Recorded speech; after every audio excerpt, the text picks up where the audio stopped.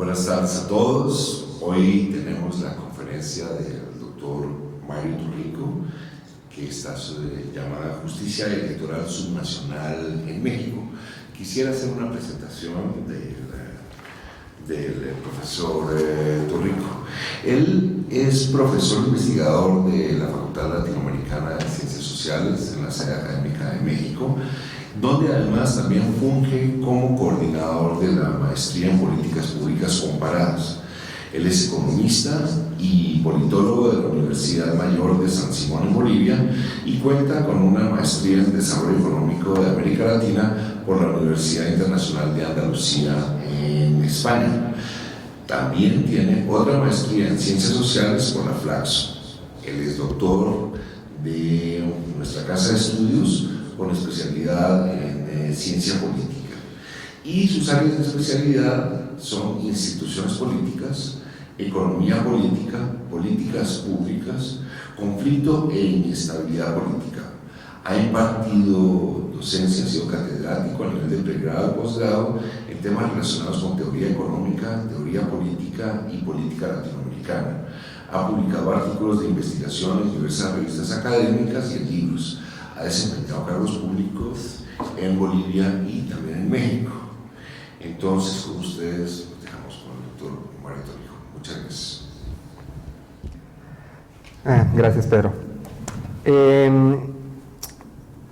La investigación que voy a presentar es fruto de un trabajo que se hizo en el marco de un proyecto de colaboración entre Flaxo y el Programa de las Naciones Unidas para el Desarrollo el año pasado, por el cual se pretendía analizar la calidad de las elecciones a nivel subnacional en México, y uno de esos capítulos para analizar la calidad de las elecciones era el análisis de la justicia electoral, ¿no? Entonces ese capítulo me tocó desarrollarlo, y este trabajo tiene un perfil, o tiene una orientación de ciencia política.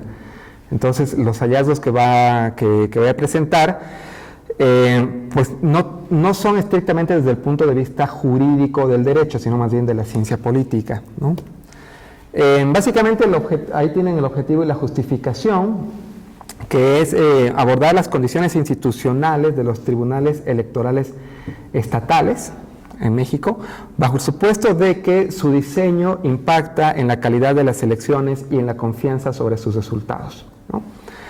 Y la justificación del estudio sería que la resolución de conflictos electorales y controversias por violaciones de derechos políticos es un componente muy importante del proceso electoral en general, ya que la literatura reciente ha evidenciado que muchas veces no basta con una buena administración de elecciones para generar confianza en sus resultados y la legitimidad de quien resulte ganador, ¿no?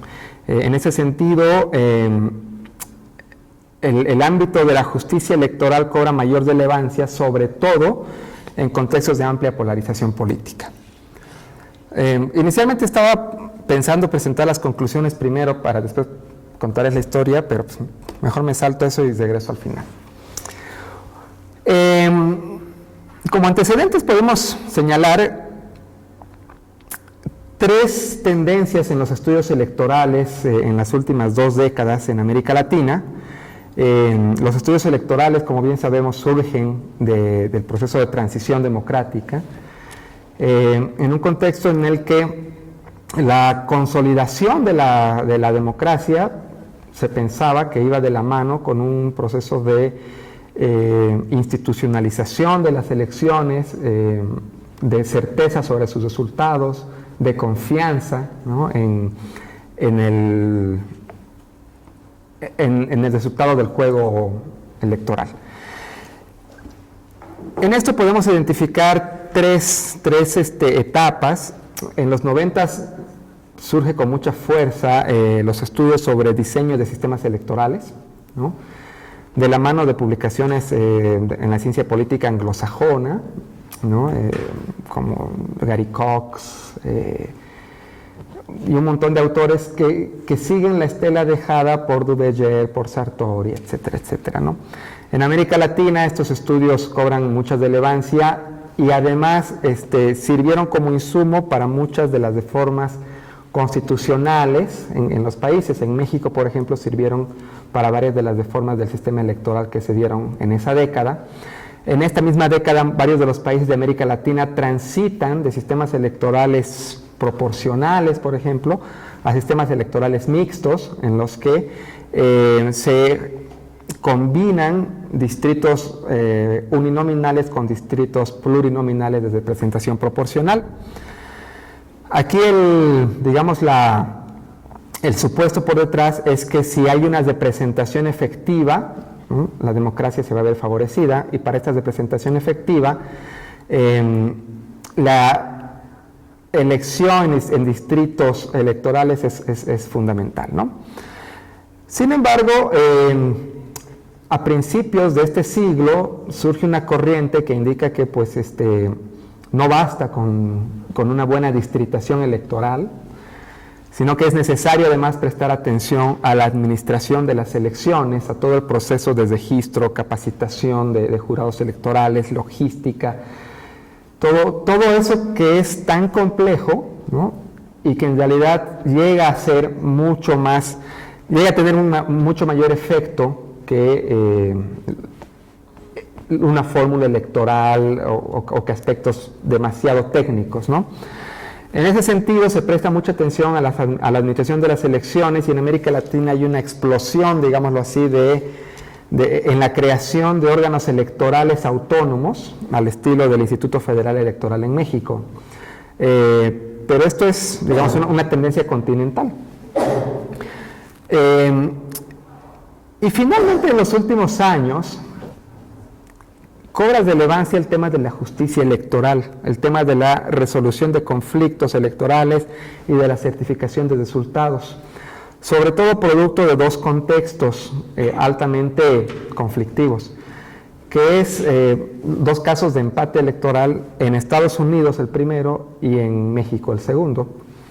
En Estados Unidos con el empate prácticamente entre Al Gore y George Bush, que se resuelve en la Suprema Corte de Justicia Americana, y en el caso mexicano con un empate técnico entre López Obrador y Calderón, que se resuelve en el ámbito del Tribunal Electoral, ¿no? Del Poder Judicial de la Federación y México. Ambos casos muestran que más allá de la administración de elecciones, la resolución de conflictos electorales es clave y fundamental. Y en esto, y también ambos casos muestran la necesidad de considerar el ámbito de la justicia electoral como un ámbito distinto del de la administración electoral. Es decir, a pesar de que la administración electoral había cobrado relevancia años antes, en la literatura se seguía considerando que la impartición de justicia electoral era parte de la administración electoral, ¿no? Con estos casos que les menciono, se hace evidente que la justicia electoral merece igual atención que la administración electoral. Entonces tenemos estos tres momentos en los estudios electorales: diseño de sistemas electorales, donde se presta atención a la fórmula electoral, a los umbrales electorales; un segundo momento de prestar atención a la administración de elecciones; y un tercer momento de prestar atención a la justicia electoral. Y en esto último hay un trabajo muy interesante de Andreas Schedler y de Mozaffar, en el que señalan por qué es tan importante la resolución de conflictos electorales. Ellos dicen que no hay elección en el mundo que no tenga errores técnicos en el camino, que es tan complejo el proceso, el proceso técnico, la logística de una elección, que en realidad es imposible que ese proceso electoral transcurra sin problemáticas en el camino. Y que va a depender mucho del contexto del país, del contexto político del país, el que esos errores técnicos se perciban como lo que son, errores técnicos, o se perciban como intento de fraude electoral, ¿no? En contextos de amplia polarización política, errores técnicos pueden ser interpretados como intentos de manipulación electoral. Y es por ello que el ámbito de la resolución de conflictos electorales es tan importante, ¿no? Ahora bien, en estas tres olas, digamos, de estudios electorales, lo que tienen en común estas tres es que se concentran en el análisis de procesos a nivel nacional, ¿no? Y no así en el análisis de procesos subnacionales. Y cada vez digamos, se presenta evidencia de que en el ámbito local o estatal, como llamaríamos en México, existen variantes muy relevantes que al presente tiempo desconocemos, ¿no? Recién están surgiendo estudios electorales de índole subnacional y la ciencia política, más allá de los estudios electorales, la ciencia política recién está como desentrañando los contextos locales donde las dinámicas políticas suelen ser distintas a las dinámicas nacionales, ¿no? Muchas veces la ciencia política operaba bajo el supuesto de que las dinámicas locales pues eran un reflejo de las dinámicas nacionales, lo cual pues es bastante limitante de asumir. Bueno, mostrada esa evolución de los estudios electorales, me concentro en el ámbito de la justicia electoral, que abarca las instituciones y procedimientos existentes para la resolución de conflictos electorales y para la defensa de derechos políticos, ¿no? Ese es un concepto en uno de los cuadernos de Idea Internacional, que además identifica 4 modelos de justicia electoral en el mundo. El primero, que está bajo responsabilidad de cortes y tribunales regulares de justicia, como en Estados Unidos, como vimos cuando la Suprema Corte tiene la última voz en el proceso electoral presidencial de 2000. Otro modelo es cuando la justicia electoral está en manos de cortes constitucionales, ¿no? En el caso mexicano, por ejemplo, no podría darse una diferencia de ese tipo, dado que la Suprema Corte es a la vez tribunal constitucional, pero en muchos otros países hay una diferenciación, no solamente de funciones, sino de instituciones, ¿no? Otro modelo es que la justicia electoral está bajo la jurisdicción de cortes administrativas autónomas, y el cuarto modelo, en el cual está México, es aquel en el que la justicia electoral funciona mediante cortes o tribunales electorales especializados, ¿no? Aquí valga la aclaración que es el modelo menos utilizado en el mundo, bueno, en el mundo democrático, ¿no?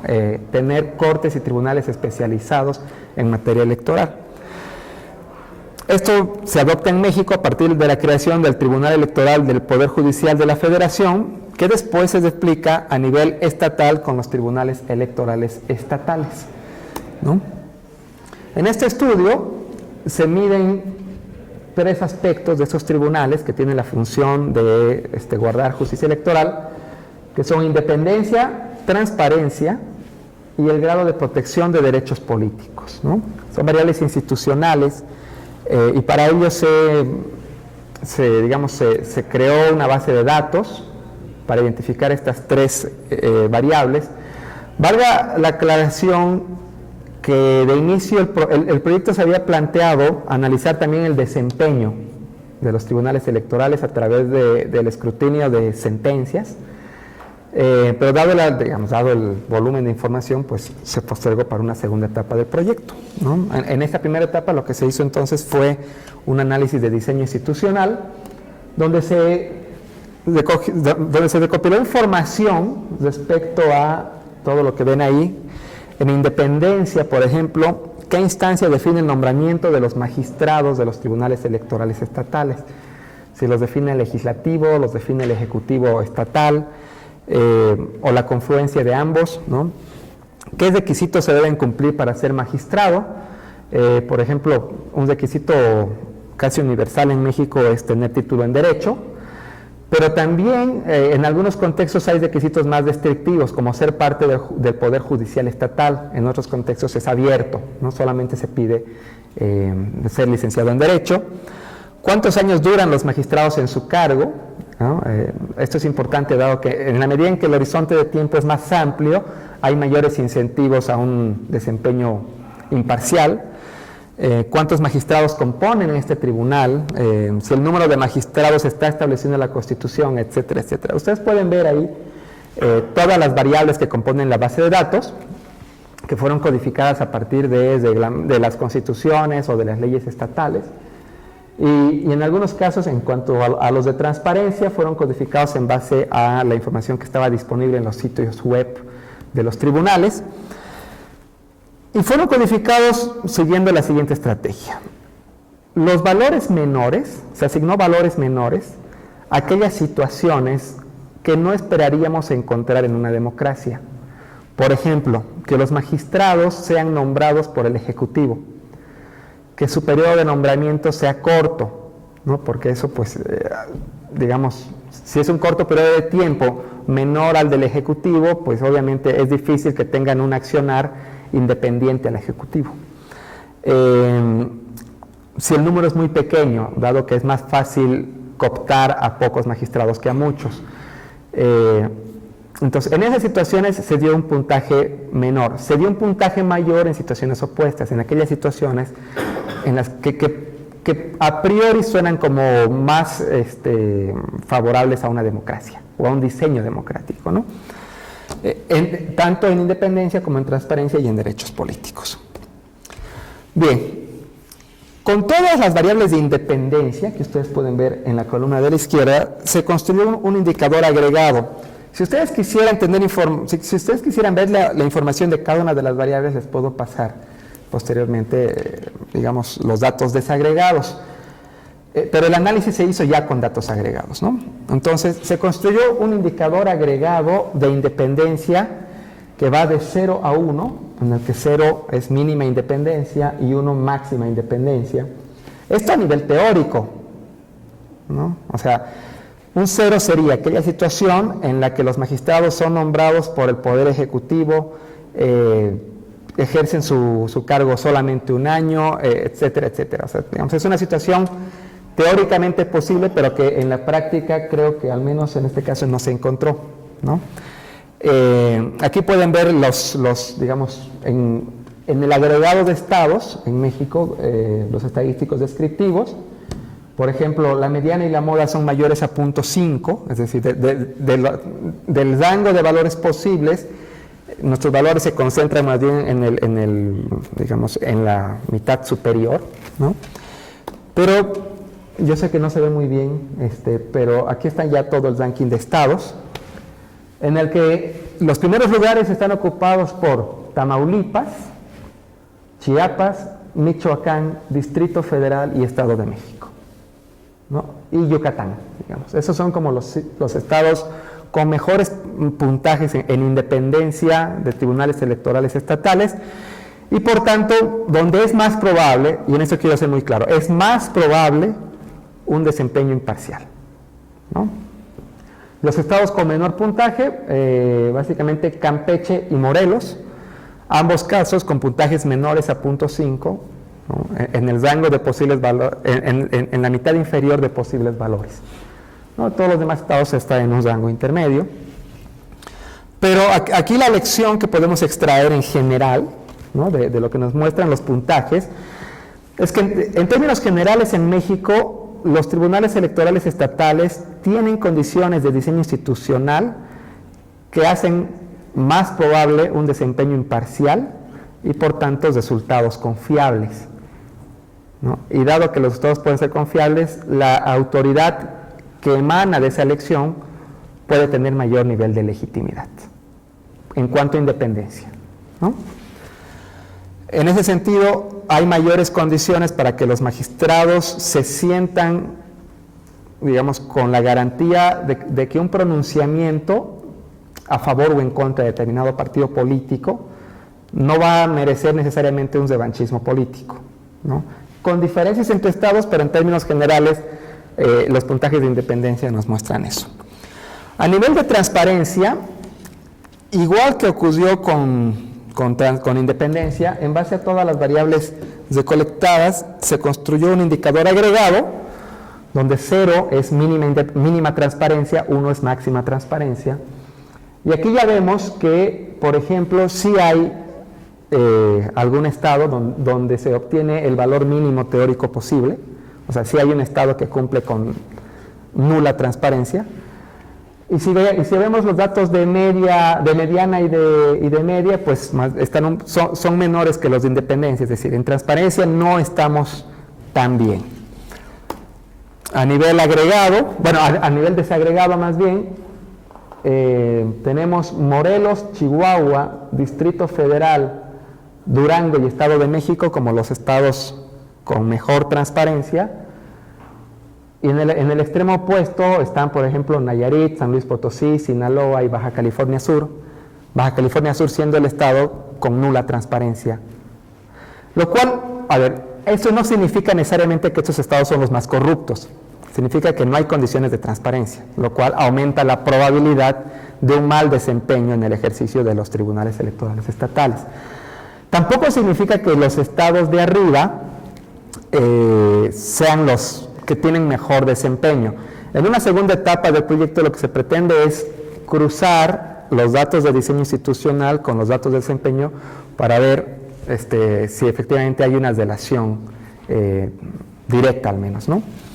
Bueno, en protección de derechos políticos, lo que se encontró es que no hay variación, ¿no? Con las variables que medimos, en realidad hay una constante entre todos los estados, lo cual tiene que ver con que los derechos y garantías a nivel que la Constitución garantiza a nivel federal son solamente replicados en los estados.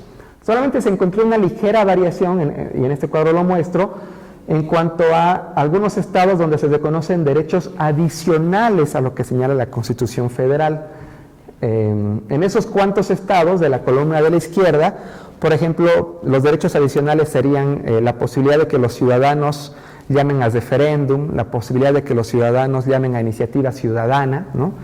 Por mucho que no se haya realizado nunca en un estado eso, existe esa posibilidad en esos estados, ¿no? Eso es lo único donde se encontró variación. Y dado que no hay variación, pues esta variable de protección de derechos políticos se saca del análisis, ¿no? Entonces nos quedamos con independencia y transparencia, y cruzando las dos variables agregadas, o los dos indicadores agregados, tenemos esta situación. Ahí hice la línea de corte en la media, creo que sí, en la media, no, en la mediana, y tenemos 4 cuadrantes, ¿no? El superior de la derecha está compuesto por aquellos estados con altos valores en transparencia y en independencia, digamos, aquellos estados, en esos estados hay mejores condiciones para un desempeño imparcial de sus tribunales electorales y por tanto para resultados más confiables, ¿no? Autoridades electas que gocen de mayor legitimidad. Allí podemos ver al Distrito Federal, Jalisco, Estado de México, Michoacán y Sonora y otros más. En el extremo opuesto están los estados donde hay poca transparencia, poca independencia, ¿no? donde a priori no existirían condiciones para un desempeño imparcial de los tribunales y por tanto los resultados electorales podrían no corresponder con la realidad, o podría haber el beneficio hacia algún candidato en particular. Ahí están Campeche, Aguascalientes, Baja California Sur, Querétaro y Colima. Y, oh sorpresa, existen dos cuadrantes con situaciones atípicas, ¿no? Unos con alta independencia y baja transparencia, y otros con alta transparencia y baja independencia, ¿no? Esto significa que aunque teóricamente hay una relación positiva entre independencia y transparencia, a nivel empírico puede no ocurrir esto. A nivel empírico podríamos tener situaciones en que ambos fenómenos no se alimentan mutuamente, ¿no? Ahí selecciono en realidad 5 estados en los que la independencia y la transparencia es alta y donde el desempeño de los tribunales debería ser cercano a lo óptimo, y donde las elecciones deberían gozar de amplia confianza, ¿no? Y también, oh sorpresa, Distrito Federal, Jalisco, Sonora, Estado de México, Michoacán. La sorpresa con la que yo me topé al menos es que aquí está el Estado de México, un lugar o un estado donde no ha habido alternancia política nunca, casi, y donde todo el tiempo se escuchan en noticias quejas en torno al desempeño de sus autoridades electorales, favoreciendo hacia el partido dominante, que es el PRI, pero, ojo, en el diseño institucional tiene un diseño institucional de alta calidad.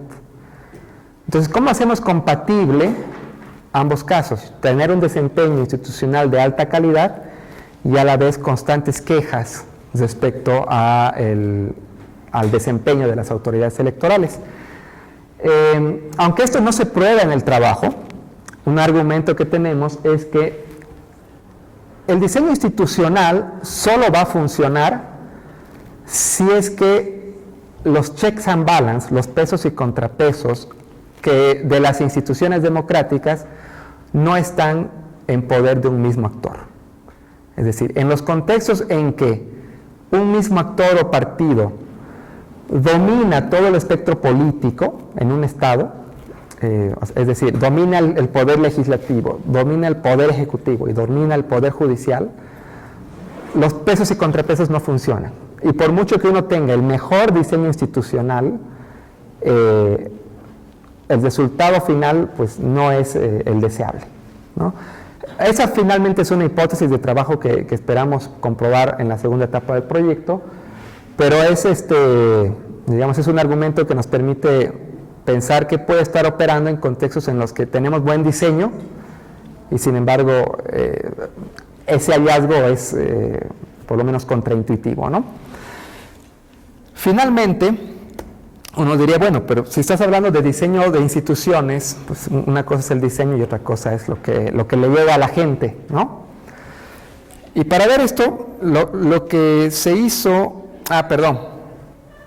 una vez mostrado este cuadro, muestro la escala de todos los estados ya a nivel agregado, independencia y transparencia conjunto. Y ahí, por ejemplo, tenemos los mejores estados en independencia y transparencia, respecto a diseño institucional de tribunales electorales, son Michoacán, Distrito Federal y Estado de México. Esos son los que tienen los valores más altos, y los que tienen los valores más bajos, Campeche, Baja California Sur y Aguascalientes, ¿no? Una vez más, la sorpresa que nos topamos, en Michoacán sí hubo alternancia política, en el DF también, en el Estado de México no, y eso es una de nuestras sorpresas. Pero bueno, ¿qué tan importante es el diseño institucional finalmente, ¿no? Para responder a esa pregunta, hicimos un modelo de regresión solamente considerando al Estado de México, el caso atípico que encontramos. Y este modelo de regresión toma en cuenta las opiniones, digamos, de una muestra representativa de electores. Esto es en base a una encuesta con representatividad estatal. Y en la columna de la izquierda se cruzan dos variables. Una es la opinión sobre la integración del Instituto Electoral del Estado de México, no del Tribunal Electoral. Lamentablemente la pregunta fue sobre el Instituto Electoral, ¿no? Donde el valor 1 es la respuesta que está integrado por consejeros que favorecen a un partido, es decir, que no es un tribunal imparcial, un instituto imparcial, y 0 es otro tipo de respuestas. Y donde la variable independiente es la identificación partidista, es decir, con qué partido los ciudadanos se sienten más identificados. Y ahí tenemos, los valores son 1 PRI y 0 cualquier otro partido. Lo que nos muestra el modelo de la izquierda es que en el Estado de México, en la medida en que los electores se sienten más identificados con el PRI, van a valorar de que el Instituto Electoral no favorece a ningún partido político. Pero en la medida en que se sienten cercanos a otros partidos, PRD, PAN u otros más pequeños, su valoración sobre el Instituto Electoral es que tiende a favorecer a un partido político, que normalmente es el PRI, ¿no? Entonces, aquí lo que podemos ver es que la identificación partidista está influenciando la manera en que los electores perciben la labor de un instituto electoral, ¿no? Bueno, la segunda operación, relacionamos la opinión sobre el instituto electoral la cual era nuestra variable dependiente anteriormente, con la percepción sobre la competencia política, ¿no? Y esta percepción sobre la competencia política es, el valor de 1 significa que las elecciones en el Estado son libres y equitativas, y el valor 0 es la otra, digamos, el caso contrario, ¿no? Y lo que nos muestra esta regresión es que en la medida en que la gente opina que el Instituto Electoral favorece a un partido político, va a percibir que las elecciones no son libres y equitativas, ¿sí? O al revés, en la medida en que la gente cree que el Instituto Electoral no favorece a ningún partido, también va a percibir que las elecciones son libres y competidas. Entonces, si relacionamos los dos ejercicios, podemos ver que la gente que no es del PRI tiende a pensar que el Instituto Electoral es imparcial y que las elecciones son libres. Pero, a ver, la gente que no es del PRI tiende a pensar que las elecciones... Otra vez, la gente que es del PRI tiende a pensar que el Instituto Electoral es parcial y que las elecciones no son libres y competidas, ¿no? Entonces, en ese sentido, aquí claramente estamos viendo la relación entre la identidad por un partido, mediado por la impresión que se tiene sobre una institución electoral, y finalmente eso cómo afecta la noción que tenemos sobre los procesos electorales, si son justos o no son justos, si son libres, equitativos o no. Entonces, en ese sentido, es claramente importante el diseño que se tenga sobre las instituciones electorales, por mucho que su desempeño finalmente esté influido por la adscripción partidista de las personas. Mi argumento aquí es que es más relevante el diseño institucional en este contexto en el que el desempeño de las instituciones está influido por la adscripción partidista de las personas, ¿no? En esos contextos es aún más relevante un adecuado diseño institucional. Bueno, esos son los hallazgos de la investigación, y si ustedes quieren les paso el paper o la base de datos. Mario, antes de preguntar sobre lo que acabas de decir, ¿podrías decir algo de por dónde piensas, por dónde piensas hacer la cuestión de juzgar la cosa del desempeño, más allá de lo institucional? O sea, ya deben tener algunas ideas de cómo van a medir el desempeño. ¿Cuáles son las variables de desempeño? Mira, el desempeño lo vamos a medir básicamente yendo a las sentencias de los tribunales, digamos, a los expedientes, ¿no? Y ahí vamos a ver, por ejemplo, qué partidos son los promoventes. Lo vamos a relacionar con si ese partido promovente de una queja, etcétera, es el mismo partido del gobernador o no. Entonces ahí queremos ver si hay mayor incidencia de fallos favorables o desfavorables en relación al partido del gobernador. ¿Qué tiempo se tardan en resolver también los magistrados? Muchas veces la resolución llega después de los tiempos en los que ya políticamente puedes hacer algo, ¿no? O sea, por mucho que te den la razón como oposición, si te la dan 3 años después, pues ya no sirve de nada. Digamos, más o menos por ahí va la idea de la medición del desempeño.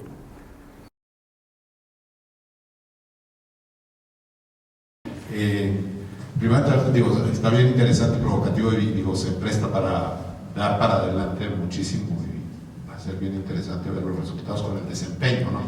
Porque otra cosa que podrías hacer es un ejercicio parecido a lo del Estado de México si tuvieras encuestas con representación estatal para todos los estados, ¿no? Entonces podrías relacionar directamente, porque dado que estás interesado en la legitimidad que le brindan las elecciones, pues nada mejor que medir en qué medida los ciudadanos de cada estado consideran que son legítimas.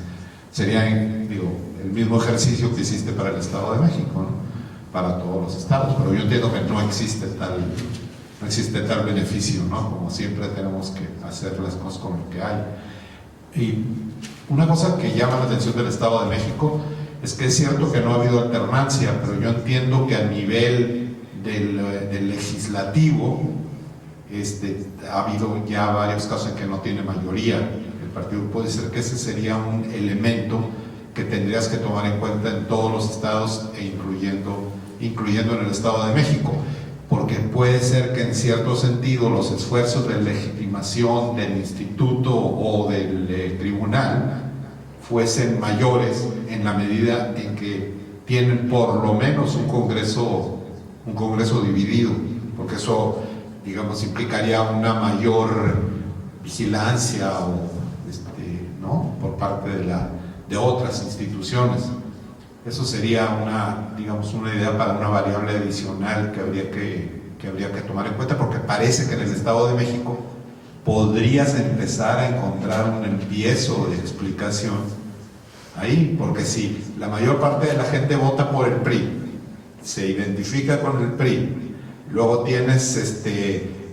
no tienes alternancia, podrías decir, de a tiro tenemos una sorpresa absoluta y total, esto es un outlier completo. Pero si los gobiernos divididos influyen, las legislaturas divididas influyen, a lo mejor eso. La otra cosa es la cercanía del Estado de México, digamos, al centro de generación de crítica y de ¿cómo se dice?, de vigilancia periodística y demás, que puede ser que también estén influyendo, porque no es lo mismo estados lejanos del centro, donde puede haber un control mucho más fuerte de los medios de comunicación. Yo creo que esto de los medios de comunicación, que son los que podrían generar la atmósfera de crítica y demás, son un elemento y un factor que tendrías que tomar en cuenta, porque en muchos estados podría ser más importante que quienes están en el Congreso u otras posibles variables, ¿no? Sí, sin duda. Perdón, Pedro. Mira que yo creo que lo más interesante del proyecto va a venir en la segunda etapa con el análisis de del desempeño, ¿no?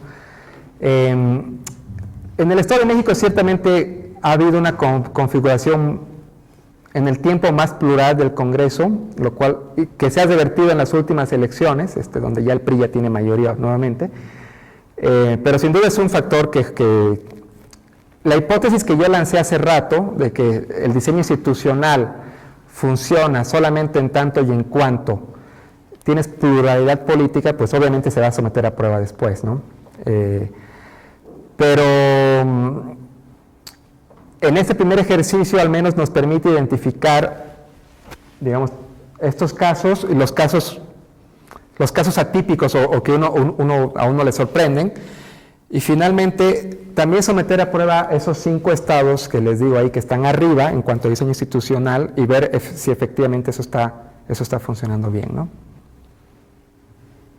Allá atrás. Tú. ¿Cuál es? El micrófono.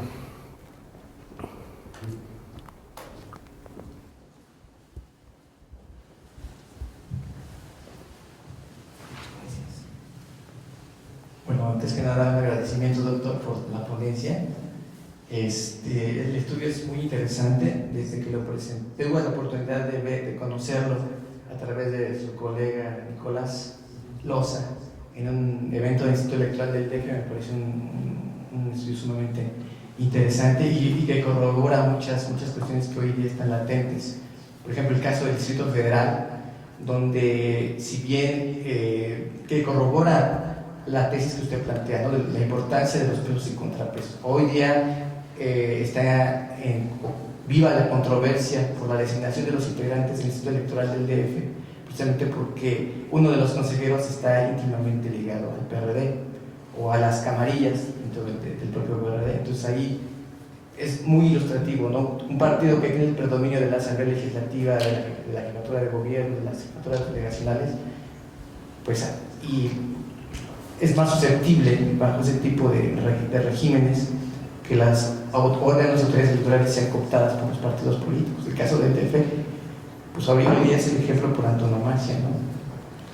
En cuanto a la cuestión a la segunda parte de este estudio, no han pensado, por ejemplo, que otro indicador para medir la eficacia y eficiencia de las autoridades electorales sería establecer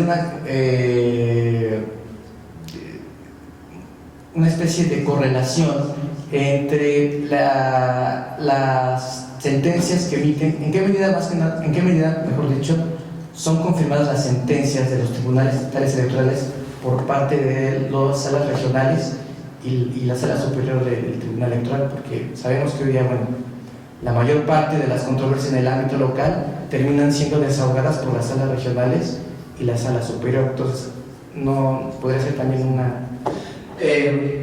No son la mayor parte, contrario a lo que uno esperaría a priori. Nosotros también nos metimos un poco ahí a explorar. Sí llegan a las salas del Tribunal Federal o al propio Tribunal Federal las sentencias de elecciones muy importantes, o sea, de gobernador, generalmente gobernador, pero tú tienes elecciones de municipios, o sea, un montón de elecciones que en realidad se quedan en el ámbito del Tribunal Estatal, ¿no? Son pocas las que llegan al ámbito del Tribunal Federal Electoral, pero mi intuición es que el Tribunal Federal Electoral, no es solamente una intuición, sino tenemos ya entrevistas hechas al respecto, ha servido, sobre todo en esos estados en los que no había alternancia política, donde hay un dominio político, ha servido como contrapeso al dominio político local de determinados partidos políticos. O sea, el que haya este Tribunal Electoral Federal sirve como contrapeso a decisiones que pueden tender a favorecer a un solo partido político, ¿no? Muchas gracias. Cristina. Muchas gracias, doctor Rico. Muy interesante ver cómo la ciencia política puede ser analizada desde un punto de vista cuantitativo y con modelos. Muy interesante. Y de una forma inteligente, no vinculada a las teorías. Pero una pregunta. Es la primera vez que yo veo los estados más pobres de México, Chiapas, Guerrero, Oaxaca, en el tope de los mejores, ¿no? Es decir, está bien, ahí existe como un clúster de Jalisco, Distrito Federal, Estado de México, Sonora, que son estados muy desarrollados. Entonces puedo entender que ahí pueden haber modelos institucionales mejor desarrollados también, pero que esté junto con Chiapas, con Oaxaca, en términos de independencia, yo me quedé pensando, Veracruz, Guerrero, ¿no? Son entre los más independientes y también algunos más transparentes. Recordando las variables de independencia que usaste, yo me preguntaría, ¿podría ser que esas variables no demuestren solamente independencia? Puede ser en el caso de estados donde hay más competencia política y también profesional dentro de la corporación de la justicia electoral, pero podría ser que en esos estados también hubiera desde la oferta de profesionales, profesionistas, de magistrados, o dentro de los caciquismos corporativistas, menos oportunidades de renovación. Es decir, lo que sería independencia sería, por ejemplo, tener mayor estabilidad en el puesto, ¿no?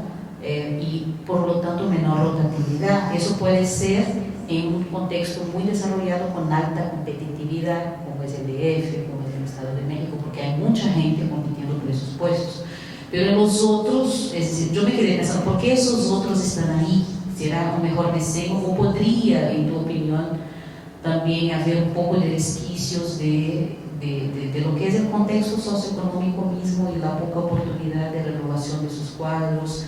¿Y qué podríamos estar viendo? Tal vez si hubiera, pensaba conmigo, si hubiera algún indicador de oferta de magistrados, de número o porcentaje, ¿no?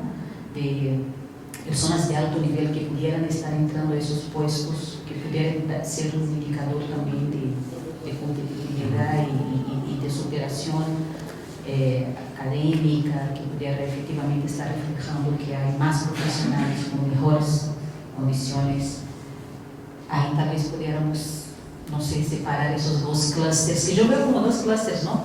Entre los más independientes, un clúster de los más desarrollados del país, y un otro a donde está Tabasco, Chiapas, un poquito abajo Oaxaca, un poquito a un lado Guerrero, pegadito ahí, ¿no? Hidalgo, Entonces, no sé si tal vez una variable, ¿qué te parece? ¿Es una variable de contexto o de oferta de magistrados o de personal altamente cualificado? ¿Podría estar incluyendo? O es que yo no conozco las condiciones institucionales que son las que tú eres experto.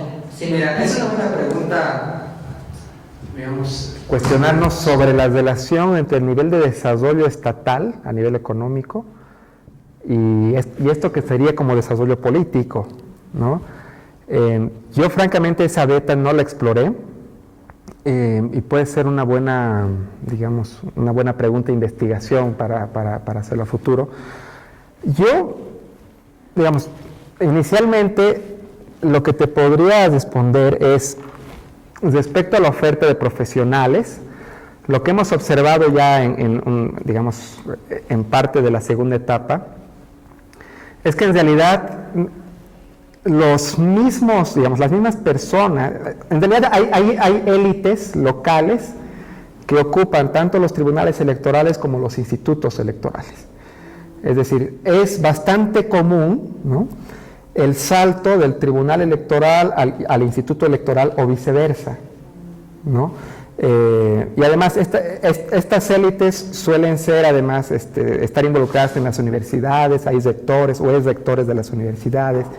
Entonces, en ese sentido, no hay tanta pluralidad profesional en estos cargos, ¿no? Entonces, no es una cuestión meramente numérica, sino más bien, yo me imagino que es una cuestión de élite profesional y cada partido, porque finalmente los partidos son los que deciden el nombramiento de estos funcionarios, ¿no? Ahora, hay otra hipótesis que tenemos, y es que un diseño institucional avanzado en cuanto a independencia y transparencia puede ser producto de dos contextos.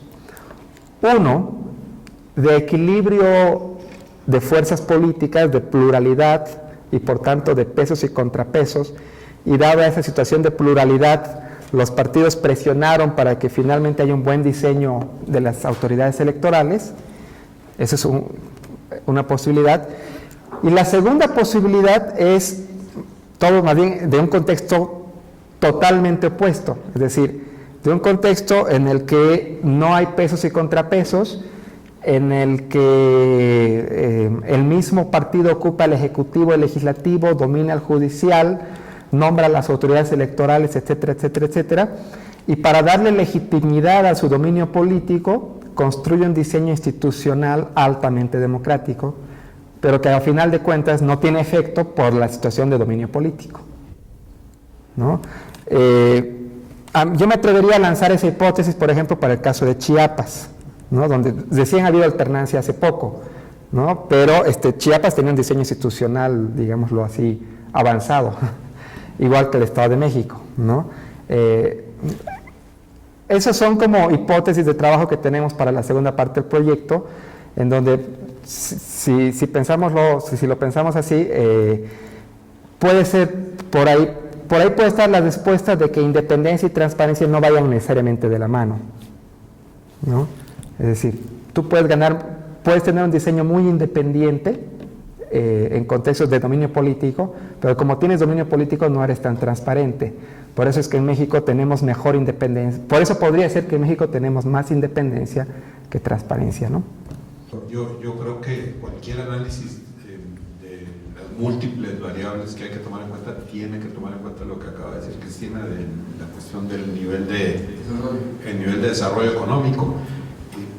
Pero observando esto, por ejemplo, mi querido estado de Nuevo León, que creo que tiene niveles de desarrollo tan o más altos que los que están ahí arriba, pues no está tan bien colocado. Veo estados como Aguascalientes, y veo otros, Querétaro, que no sé, o sea, así de primera impresión no parecería que hay una correlación muy fuerte entre el nivel de desarrollo económico, pero habría que ver cuestiones como escolaridad, por ejemplo, lo que te decía para mí de medios de comunicación me parece fundamental, ¿no? Porque son en muchos sentidos los que están generando opinión pública, Y la otra cosa que, no sé, ¿cuántos estados tienes para ellos encuestas con representatividad estatal que incluyan preguntas relevantes para esto? ¿Tienes idea? Ahorita ya tenemos una base de datos con eso. Ah, o sea, ya tienen una base de datos que tiene representatividad O sea, estatal. la misma que tuvimos para el Estado de México, ya tenemos para todo México. No, pues está perfecto. En este Entonces, digo, momento. vas a poder hacer, porque digo, a final de cuentas el desempeño, que es muy importante lo que vas a hacer de sentencias y lo que te sugirió aquí el colega de ver en qué medida, que fue la sugerencia que hiciste, es una sugerencia buena, ¿no?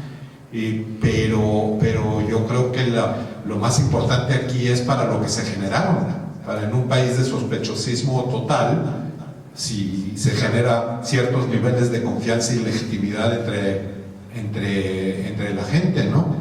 Y cuál es el nivel de aprobación de las instituciones electorales y en qué medida la gente siente que las elecciones son libres y competitivas y demás. Ya después la aplicación de las demás variables, pues digo, obviamente, identificación partidista y todas las demás ahí son bien importantes. Pero yo creo que tienes aquí un tesoro para la segunda parte, ¿no? Okay.